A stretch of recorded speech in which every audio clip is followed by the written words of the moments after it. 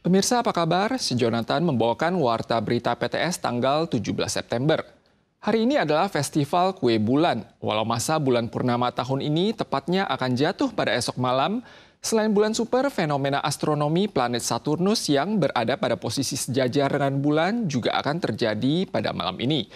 Cuaca di wilayah barat Taiwan relatif cerah berawan, peluang menyaksikan bulan cukup tinggi. Langit malam Festival Kue Bulan tahun ini akan dihiasi bulan dan Saturnus. Museum Astronomi Taipei menyatakan saat ini adalah waktu terbaik untuk melihat Saturnus karena bertepatan dengan waktu planet ini berada pada titik paling terang sepanjang tahun. Pada tanggal 17 sekitar pukul 18:22 akan terjadi fenomena Saturnus sejajar dengan bulan yang dapat dilihat dengan mata telanjang. Ini adalah satu-satunya kesempatan di abad ke-21 di mana Saturnus sejajar dengan bulan saat Festival Kue Bulan. 你会在月亮的旁边看到土星。那我们有统计过，就是在这21世纪以内啊，只有今年的中秋节可以在月亮的旁边看到我们的行星刚好在旁边。 Selain itu, bulan dan bumi pada festival tahun ini berjarak kurang dari 360.000 km dengan ukuran yang terlihat lebih besar dan bulat dan dikenal sebagai supermoon atau bulan super. Jika dibandingkan dengan bulan purnama terkecil pada Februari tahun ini, diameter visualnya berbeda sekitar 13%. CWA telah merilis jadwal waktu terbit bulan saat festival untuk berbagai wilayah. Bulan terbit paling awal di Yilan dan Hualien pada pukul 5:28 sore. Namun berhubung cuaca wilayah timur akan berawan hingga hujan, peluang untuk melihat bulan sangat rendah. Sedangkan untuk wilayah Taoyuan ke utara, peluang melihat bulan berada pada sekitar 50% yang mungkin akan diseringi oleh kabut dan awan. Sementara cuaca untuk Hsinchu ke selatan, Penghu dan Kinmen diperkirakan akan cerah hingga berawan. Kota Taichung dan Kaohsiung memiliki peluang melihat bulan yang sangat tinggi. Menyalakan kembang api untuk merayakan festival kue bulan dapat dianggap melanggar hukum. Ada warga yang menyalakan kembang api di partisi jalan Kota Nantou kemarin. Percikan api mengenai motor yang sedang lewat. Polisi dan petugas damkar memutuskan untuk menjatuhkan denda karena dianggap mengganggu keselamatan lalu lintas dan melanggar izin periode pelepasan kembang api. Warga menyalakan kembang api di Nankang First Road, Kota Nantou tanggal 16 malam. Namun lokasi penyalaan kembang api berada di partisi tengah jalan. Percikan api mengenai motor yang sedang lewat. Perilaku ini melanggar peraturan karena mengganggu keselamatan lalu lintas dan dapat didenda 1.200 hingga 2.400 dolar Taiwan. Menurut peraturan Pemkab Nantou, kembang api tidak boleh dinyalakan setelah pukul 10 malam dan sebelum pukul 8 pagi keesokan harinya, kecuali pada malam Natal dan Tahun Baru. Pelanggar dapat didenda 30.000 hingga 150.000 dolar Taiwan. Perusahaan Taton Dyeing and Finishing yang mempekerjakan sejumlah PMA Vietnam dan Thailand belum lama lalu mengumumkan penutupan pabrik dan mengajukan PHK dalam jumlah besar. Namun para karyawan menuduh bahwa perusahaan tidak hanya memberikan upah lembur tidak cukup dan memotong cuti khusus, namun juga hanya menyertakan pegawai Taiwan ke dalam jumlah karyawan yang dipecat dan tidak memasukkan jumlah PMA sama sekali. Tidak sedikit pekerja menuju Kementerian Ketenagakerjaan kemarin untuk melakukan protes.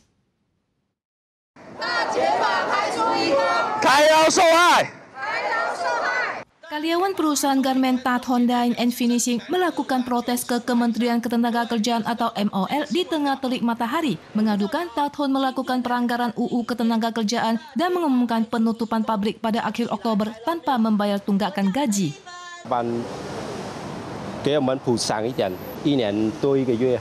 Serikat Pekerja mengumbarkan bahwa berdasarkan agenda PHK massal yang diajukan oleh perusahaan, satu-satunya lampiran hanya mengumumkan penutupan pabrik. Selain itu, berdasarkan peraturan tentang PHK massal saat ini, jumlah karyawan yang dimasukkan hanya mencakup 81 pekerja lokal dan tidak memperhitungkan jumlah pekerja migran.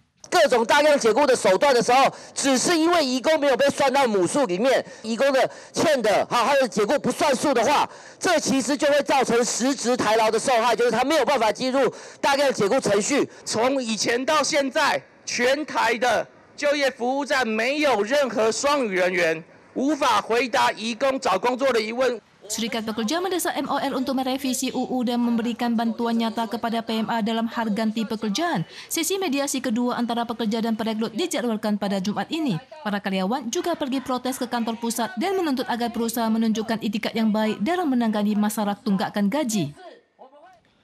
Kue bulan dan daging panggang merupakan makanan lezat yang wajib disiapkan selama festival kue bulan di Taiwan.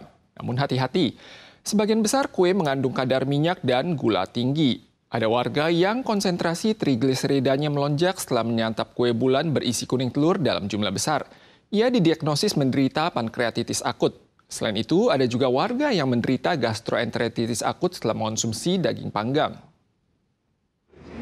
Seorang pria di Tainan tiba-tiba menderita sakit perut dan muntah-muntah setelah makan kue kuning telur dalam jumlah besar. Saat menjalani pemeriksaan, konsentrasi trigliseridanya melonjak dan ia didiagnosis menderita pankreatitis akut. Kue bulan dan kue kuning telur mengandung kadar minyak, gula, dan kalori tinggi. Disarankan untuk tidak makan lebih dari 2 potong per hari. Makan barbeque juga harus hati-hati. Seorang warga Taichung menderita diare parah pada tengah malam setelah makan barbeque. Dokter mengingatkan saat memanggang daging, makanan mentah, dan makanan matang harus ditangani secara terpisah untuk mencegah kontaminasi silang mikroorganisme makanan mentah terhadap makanan matang, yang beresiko menimbulkan gangguan kesehatan seperti gastroenteritis akut. Populasi lansia di Taiwan melampaui 4,4 juta jiwa, namun jumlah lansia terdaftar yang tinggal sendirian di seluruh Taiwan hanya mencapai 50 ribuan orang. Hal ini dicurigai sebagai salah satu penyebab kematian lansia yang tinggal sendirian dalam beberapa tahun terakhir. Kedepannya, bagaimana mencermati kebutuhan lansia di komunitas dan mengembangkan akses dengan pihak luar merupakan kunci utama yang memperkuat jaring keamanan sosial. Bapak yang berusia 76 tahun membawa sekelompok lansia untuk berolahraga pada kegiatan festival kue bulan. Ia mencatat nama, tanggal lahir, dan nomor telepon setiap anggota tim secara teliti agar mereka tidak mendadak hilang kontak. Populasi lansia di Taiwan telah melebihi 4,4 juta orang, namun yang terdaftar hidup sendiri hanya sekitar 1% dari jumlah total atau sekitar 50 ribuan orang. Wakil rakyat menduga hal ini menjadi salah satu penyebab meningkatnya angka tragedi meninggal sendirian dalam beberapa tahun terakhir.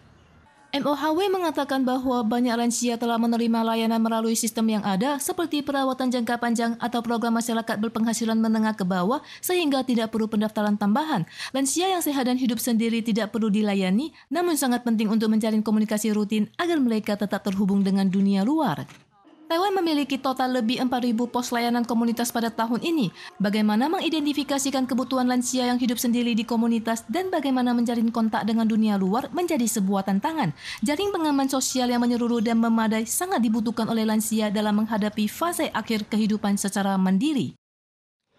Pemirsa sekalian, sekian Warta Berita dari PTS. Kita soal lagi di lain kesempatan. Sampai jumpa.